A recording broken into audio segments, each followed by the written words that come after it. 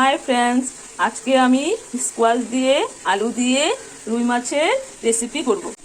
তার জন্য লাগবে আমার পেঁয়াজটা আমি এখন পেস্ট করে নেব। স্কোয়াশটা আমি এখন ভেজে নিয়েছি। তেল গরম হয়ে গেছে, এখন তেজপাতা গোটা জিরে সম্বার দিলাম। এখন পেঁয়াজ বাটা দিয়ে দিলাম, হলুদ, জিরের গুঁড়ো, লঙ্কার গুঁড়ো, নুন দিয়ে দিলাম। মশলাটা কষিয়ে নিয়েছি, এখন আমি স্কোয়াশটা দিয়ে দেব।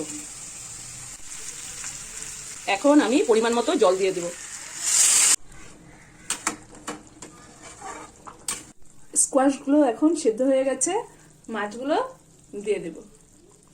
এখন ধনেপাতা দিয়ে দেব। এখন আমার রেসিপিটা হয়ে গেছে। যদি আপনাদের ভালো লেগে থাকে লাইক করবেন, কমেন্ট করবেন, বেশি বেশি করে সাবস্ক্রাইব করবেন।